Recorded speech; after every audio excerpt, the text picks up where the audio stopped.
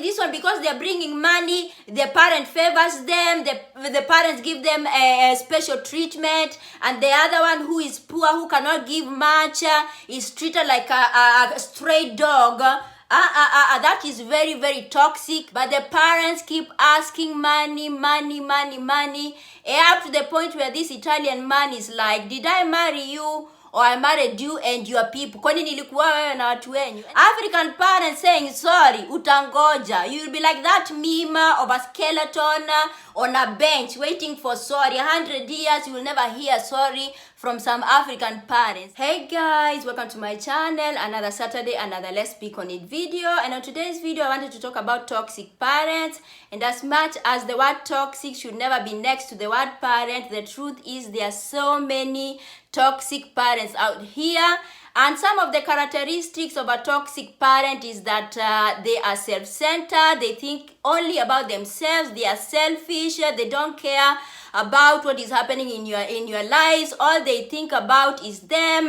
Another characteristic of a toxic parent is that they are very controlling. It is their way or the highway. It does not matter how old you are, whether you are 40 or 50. Also, toxic parents can be very, very manipulative. They can blackmail you. They can be controlling, like I said before. I was chatting with this girl from Kenya who is here for like 2 years now. So her marriage is young. She's married to an Italian. And she was telling me as we speak, her parents are giving her silent treatment, like they're not talking to her.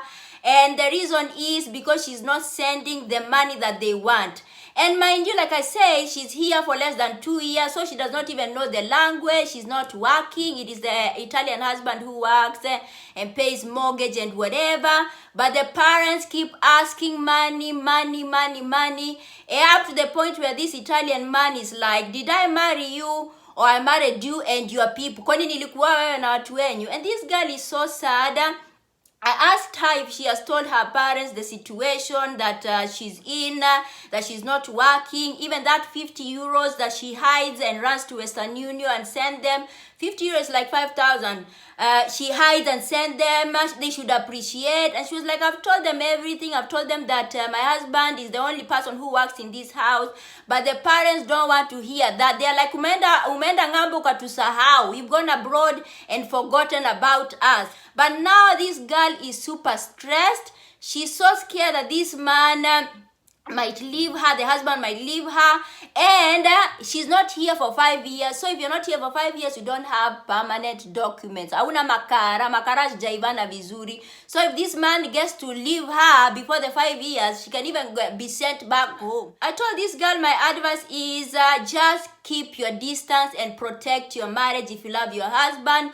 Don't let your parents be the cause or the reason as to why your marriage breaks up just because they cannot appreciate even the little money that you send. In fact, these people who tell you, no, they're your parents, or they're your sisters, or they're your brothers, nobody should be toxic to you. Nobody should whatever, bring shambles in your life just because they are toxic and whatever. Another characteristic of a toxic parent is that they have favoritism, okay? And most of the time they favor or they lean toward the son or the daughter who has money. How many times have you gone to family gatherings, get-togethers, and the younger brother or the bigger brother who is rolling with a big car, sitting in the sitting room, while the sister who is poor, who comes from the village and poor, she's sent in the kitchen to be washing those sufurias, kugaragarani na sufuria na vyombo huko, while the younger brother is sitting in the sitting room. And if she tries to say something, the mother or the father will be like, hey, but huyu anatoa pesa, wewe ni nini unapeanaga huku?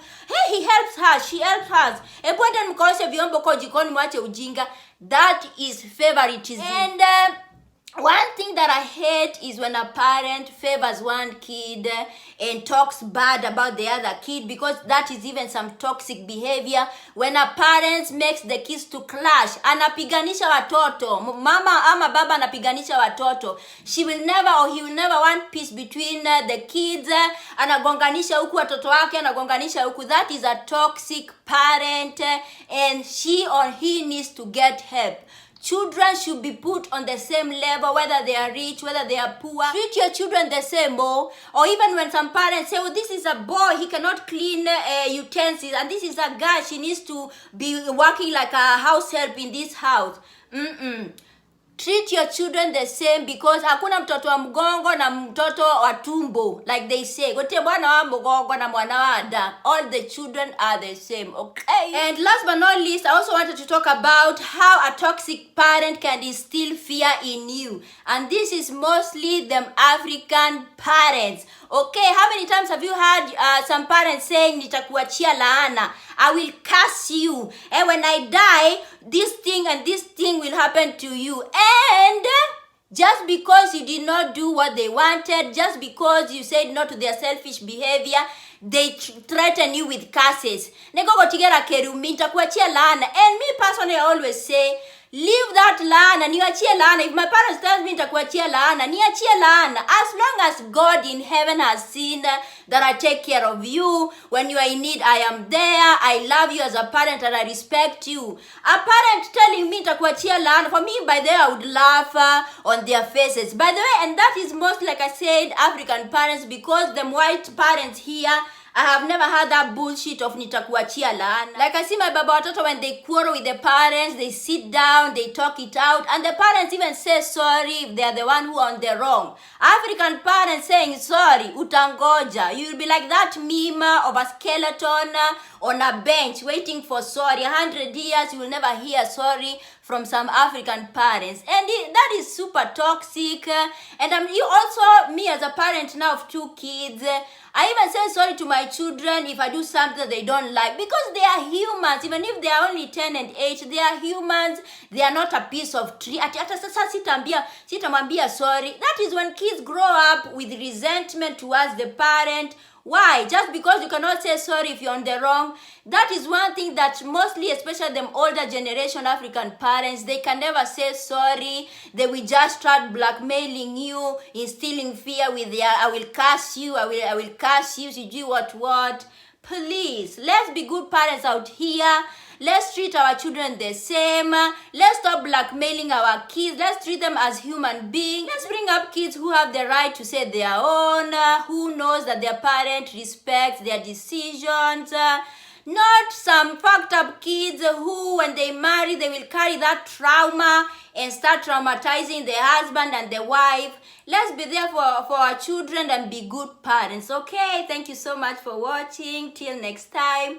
Bye-bye.